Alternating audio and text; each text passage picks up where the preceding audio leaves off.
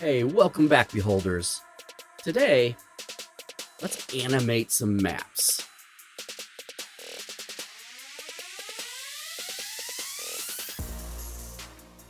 Have you ever had a static map for your virtual tabletop that you just wish you could bring more life to?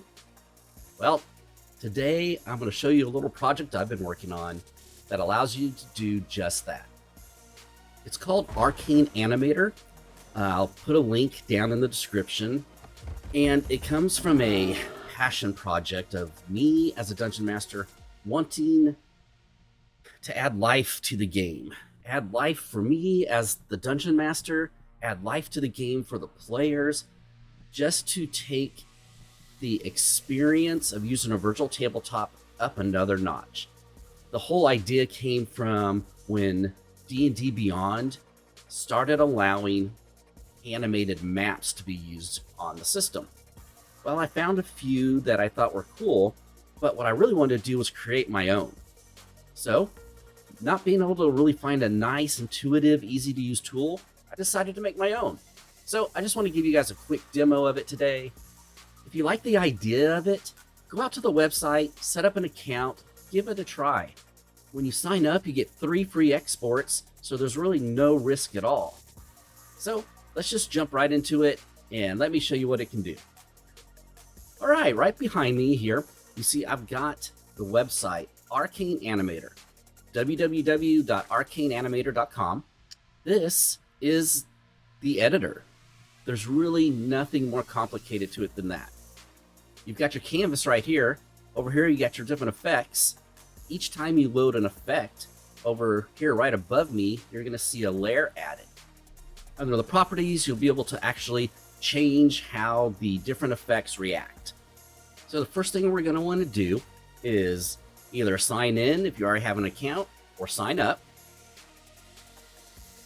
Cool little thing to point out. When you sign up, if this is your first time signing up, it's going to give you 3 free exports. So you can really go out there and try this with 0 risk. You can sign up through Google. You can sign up using your email address. I'm going to go ahead and go to the sign in page, where I'm just going to go ahead and sign in using my Google account. As I mentioned, it really is no more complicated than just loading a map. I'm going to go ahead and pull up a little cottage map that I've started.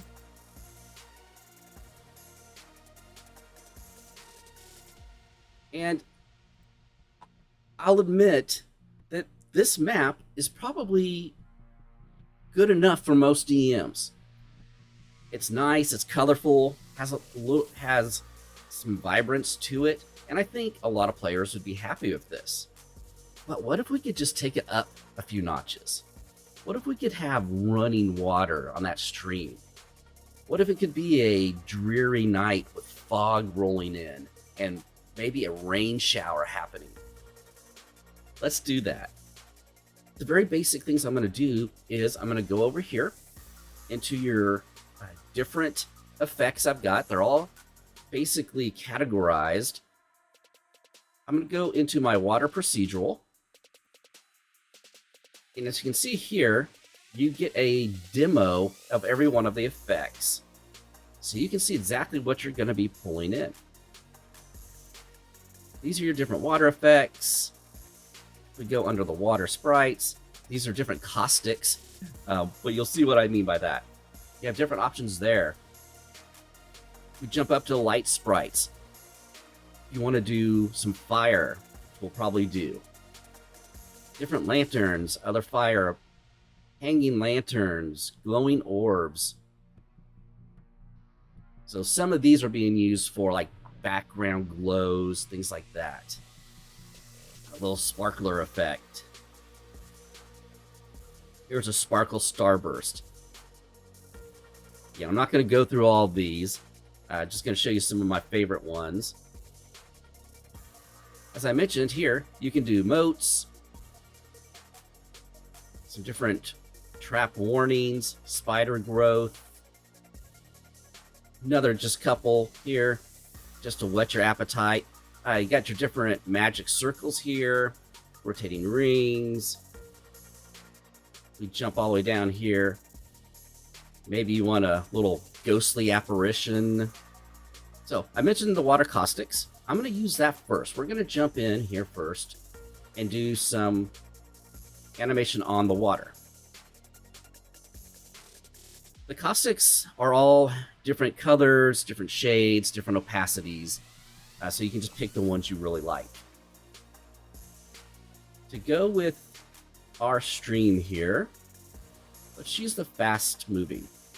Adding the effect is as easy as finding it and selecting it and clicking on it, and it puts it onto your canvas. Up here you can see, up above me, is we've added a layer for that caustic. So now we can reshape it.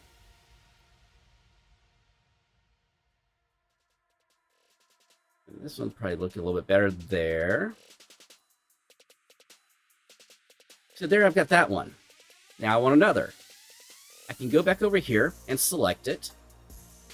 I can go up into the layer and select to duplicate it.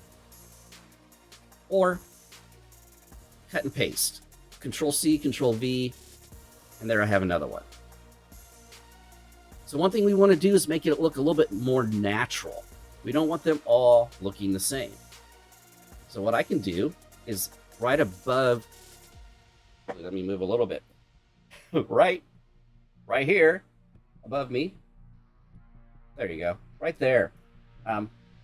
You can now see the properties has expanded. This is going to allow me to, first, I'm going to rotate it. So as you can see, as I rotate this, it's rotating the effect. I can also change the speed of it.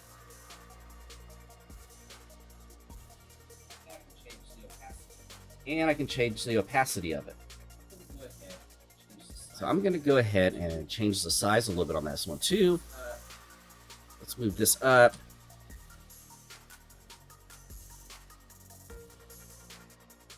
I'm going to rotate this one a little bit to put it in line with the water.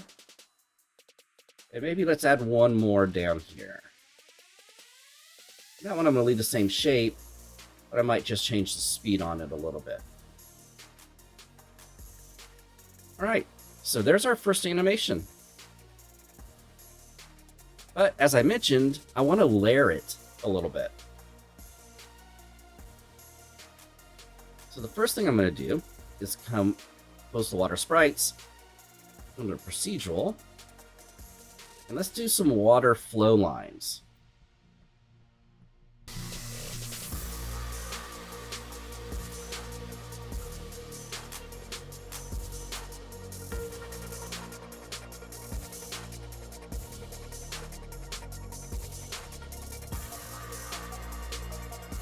Not quite done yet. One of the effects I have is a bubble effect. I found I really like this one when I'm doing the animated water.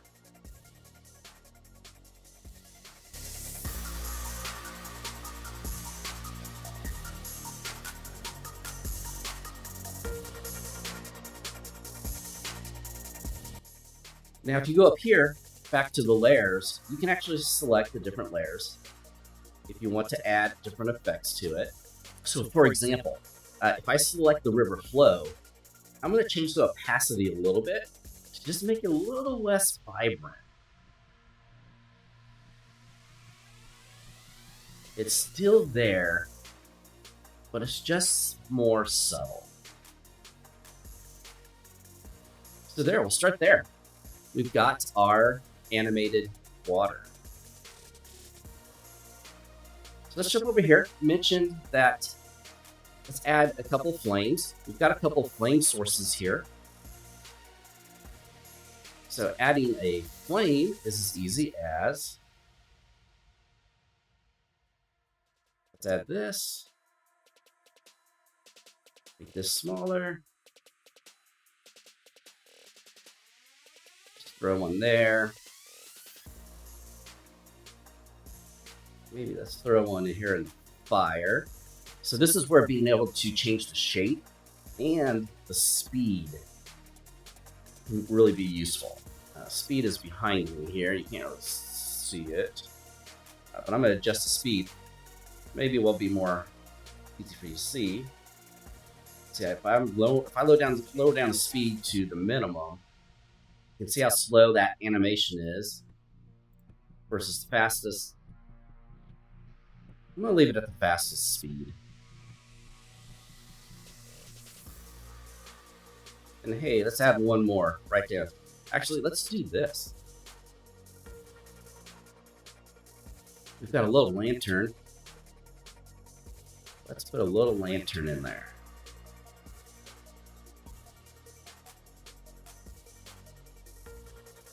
So before I add that, oh no, actually I'll show you, let me show you one other thing with the layers.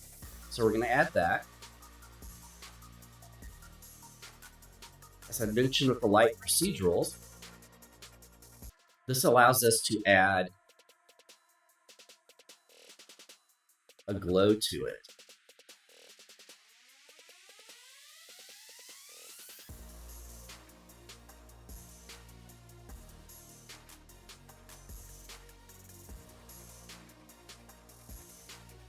All right, so the issue here now is I should have done that first, right? But with the layers, you can actually move layers up and down in order. I'm going to drop the lantern procedural glow down below the torchlight. And now we have the glow behind it. So I mentioned earlier that maybe this is the middle of a rainstorm. Maybe the fog is rolling in. Let's go ahead and add fog to our animation. We go down to air and weather. We have different fog effects, smoke effects, dust storm effect. We're going to go ahead and add fog. I wanted to add a feature that makes it easy to take an effect, especially an environmental effect, and make it cover the whole map. So once you've actually loaded this, if you look right above me, you're going to see here highlighted now is expand to fill canvas. We're going to go ahead and do that. Let's get rid of that extra one. I only want one. There we go. And you can see the fog now fills up the whole map. You can change your speed of the fog if you want it to be moving. We can change the density of the fog. I'll give you just a second here. You can see the fog moving through the screen.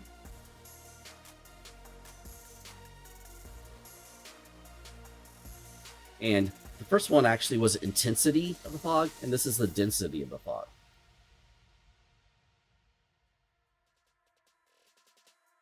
I know that one thing I realized as I'm playing around with this is you got to be a little bit careful, because the fog effect, as cool as it is, you can actually take away from the map because you're making it, you're covering up some of the map. What I do with that is I just reduce the opacity of it until I get it to the level I want it at. Now, what good is fog rolling in if you don't have rain?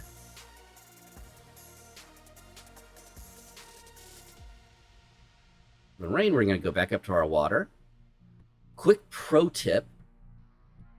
There's a lot of effects available, and I hope to keep growing this effect list. If you have an effect that you really like I love this heavy rain, I probably overuse it, you can click right here, this little heart, and it will add it to your favorites list up at the top. So now, anytime you want to pull up this favorite effect, you can just have it up in your favorites, go over there and click it, and we've added rain. So again, as I did with the fog, we're going to use the expand to fill canvas. And there it is. Rain coming down on your animated map. But one more thing. As the players come into this map, probably one of the first things they're going to want to do is go into this cottage. the rain and the fog is a little distracting. So one more feature I want to show you that I've added is, you see right at the very top is the Draw No Effect Zone. By selecting this, you can go into your map and select an area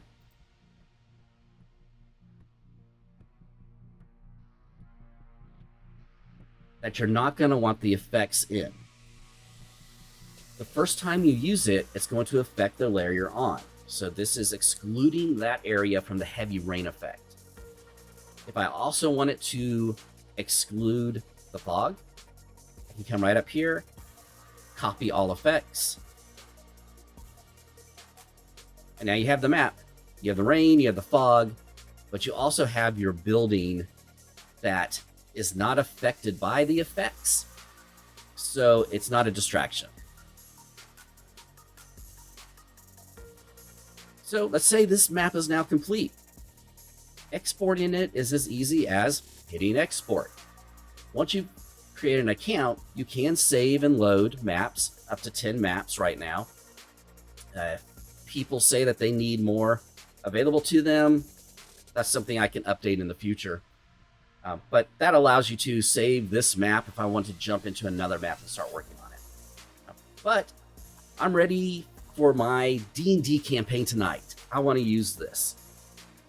So this export's going to be ready to be used with D&D Beyond maps, Roll20, Foundry, virtually any of your virtual tabletop software programs that allow animated maps will allow this to be used. So I've set it up so that you can actually export in the WebM format. You also can select your duration. For selecting the duration, I found that 10 seconds is usually good, but you might want to sit and watch your map a little bit just to see how long it takes for the animations that are happening to complete. The main thing you want to watch out for is that if it's too short, you might get that kind of a jerk feeling, that it doesn't get to the end of the loop. It kind of gets a partial loop and then starts at the beginning again. So that's kind of a feel you have to get for this, but you can definitely do that within, as you just kind of watch the map. You can kind of get a feel for what the loops are. So another little pro tip here. I mentioned before, you can do this at no cost, no risk. Well, I've included one free export per day. So if I were to just change this down to a standard definition, I'm going to use my free export. You get one of those every day. So not only are you going to get 3 free exports when you set up an account, if I didn't mention that, you get 3 free exports when you set up an account. You also get a free export daily. So there's really no risk to go out there and try this out and see if it's something that works for you. Exporting is easy as hitting export. So now it's going to render your video for you. I'm going to take this as a quick time as we're kind of waiting for this export to finish to ask you, what do you think? Is this something you would use? Is this something that would benefit you at your table? Leave a comment, hit like. There are links to a Discord community I've set up. I would love to start a community of map creators that are wanting to animate their maps, share their maps, and leave comments. Tell me what upgrades you want. Tell me what new effects you'd like to see, what new features. I've set up a Discord so that we can have a real community to discuss this and maybe just grow a huge repository of maps for people to use.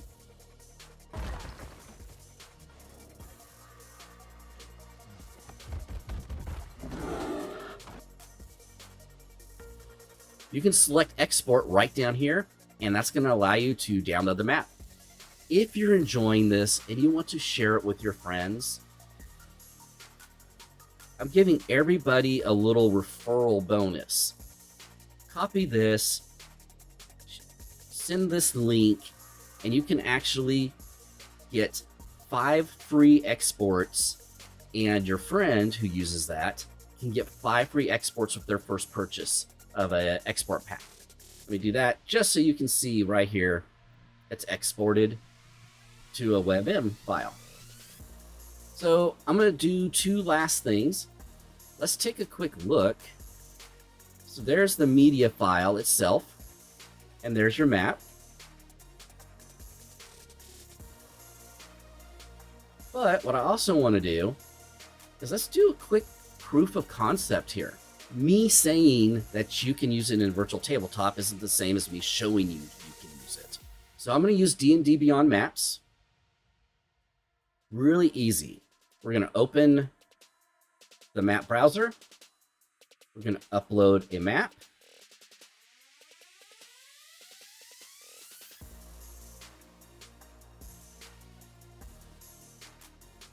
Let's call this cottage.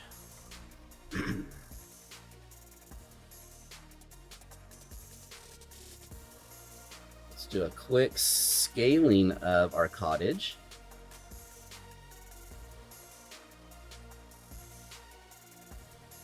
And we'll say that's 5 feet there. Yeah, we'll say that's a 5-foot square there. Save it.